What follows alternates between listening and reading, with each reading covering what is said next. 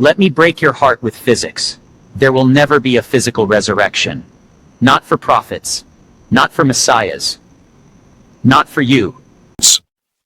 The empty tomb isn't a promise, it's evidence. If Jesus of Nazareth, alleged conqueror of death, couldn't maintain a carbon-based vessel against entropy. This is the blue line. A comforting cyanide tablet religious systems feed the grieving to pacify the terrifying truth. The body is a biological anchor, not an eternal vessel. The body is a biological anchor, not an eternal vessel. Yet, there is more in this war for the soul, which you may already be losing. We invite you to enroll into the AACAM program, a rigorous protocol designed for the biological entity that is ready to reclaim its unfettered sovereignty. In this program, we strip away the hijacked intent and focus on three major pillars: the frequency tuning, mathematic reengineering, death or the exit protocol. The choice to be a calibrator and an observer is all yours. Stop worshipping the result and start operating the field. You can use the email that we are indicating here. As we deal with the matter of the rising of the dead, let us remind each other of the definition of what is a human being. You and me and everyone else who once visited the toilet has a body. This includes a Jesus, therefore he was not divine in any sense that is different from any other human being. A human being is a biological entity which, as a localized point of consciousness, acts as an observer and a wave collapser. It is not passive. In its lifetime or lifetimes, it either creates a dominant reality, whether aware of it or not. It does so by forcing a superposition from a field of infinite possibilities into a singular material reality, or it permits external forces to create reality through it.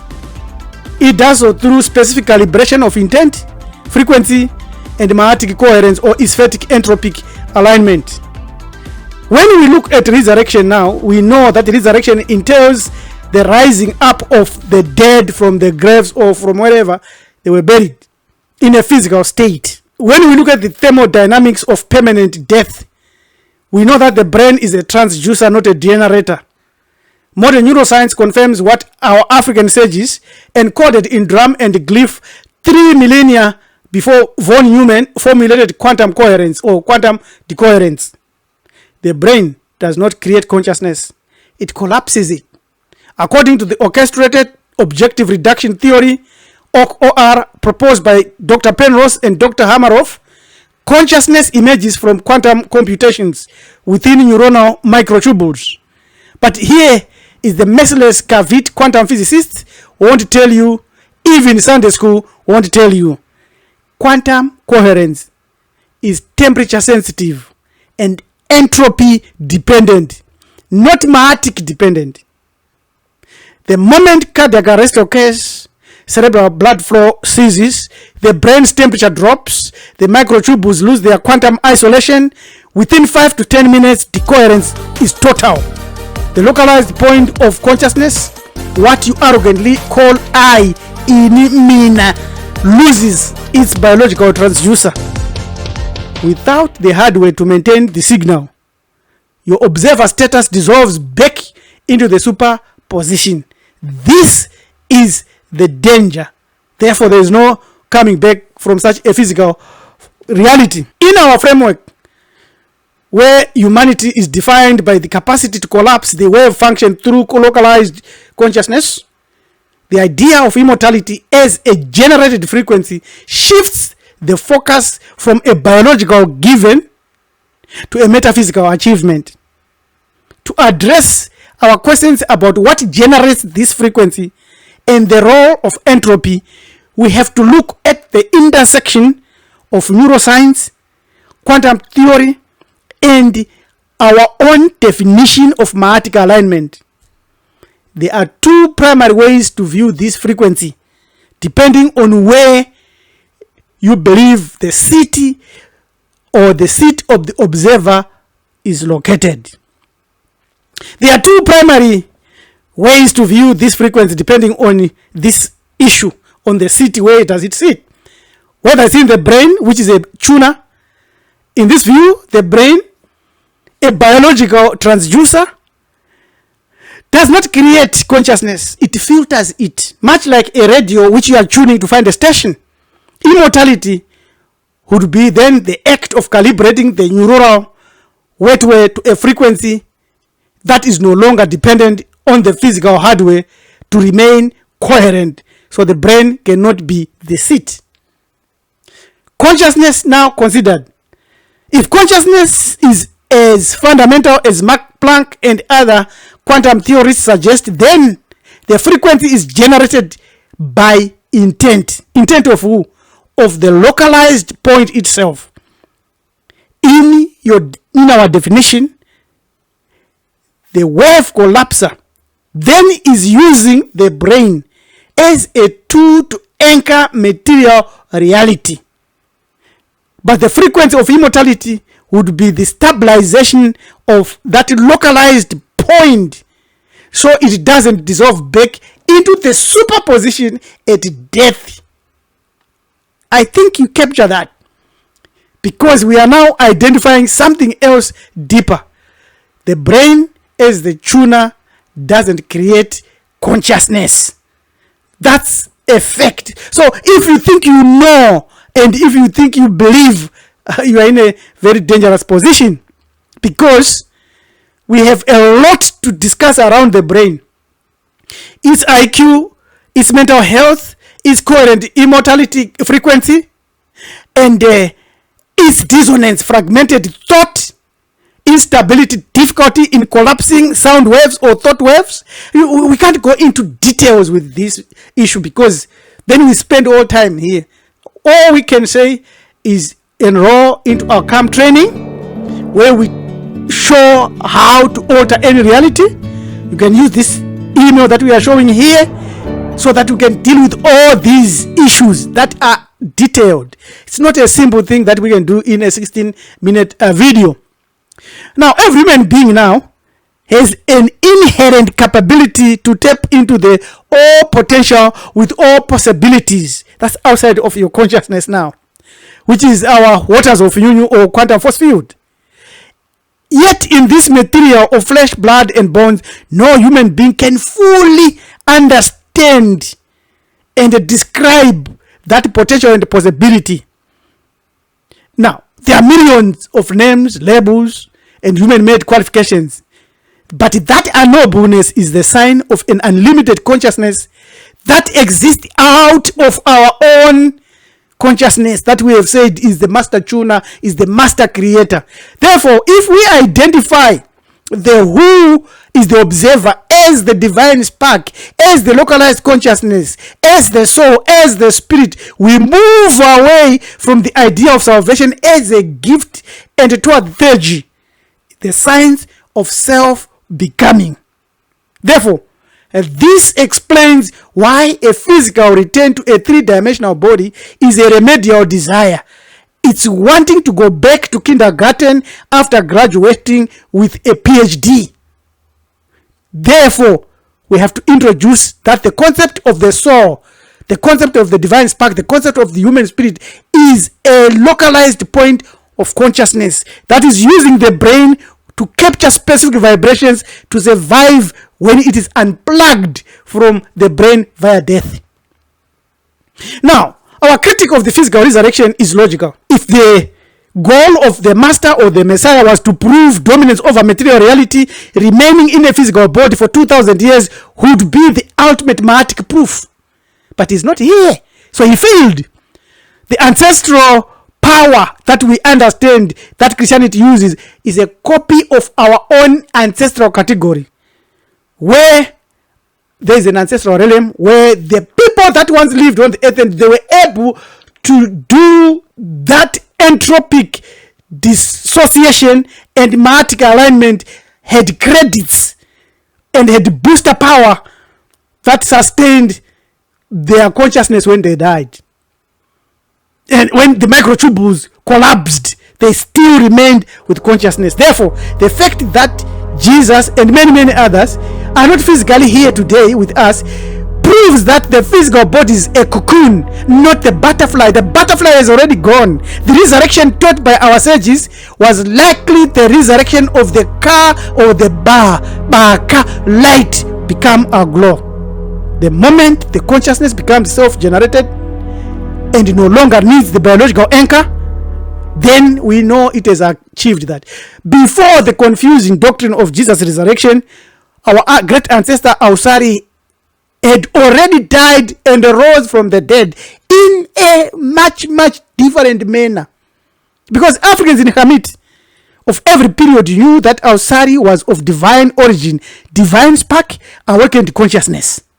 Yet he suffered death and mutilation at the hands of the powers of evil, entropy. That after a great struggle with these powers, he rose again, that he became henceforth the king of the underworld, and the judge of the dead, and that because he conquered death, he, the righteous that follow him, also conquer death. He was raised to such an exalted position in the heavenly dimensions that he became the equal and in certain cases the superior of even the primordial god Ra. These views about Ausare are assumed to be known by us. Now, so since there is no physical resurrection, then the purpose of this physical lifetime becomes very clear. This life is there to forge us. This physical world with all its entropy, pain, and its fatigue challenges, like what it did to Ausare, gives you and me the example by Ausare, and it also gives you and me the resistance necessary to build the frequency, strengthen that frequency, strengthen that consciousness that we need, because we need to work out in this environment, not in a vacuum, to create a frequency of immortality which we need, so that when we die we won't dissolve back into waters of Nyunyu. The immortality we are talking about here is that then death is the ultimate test for this signal. So death is very important, because if your signal that you have developed in this life is weak, it will be scattered into the waters of Nyunyu. But of course there are many other options that are there depending on the frequency strength that you have built.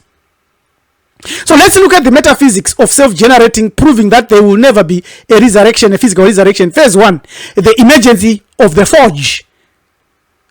What is that?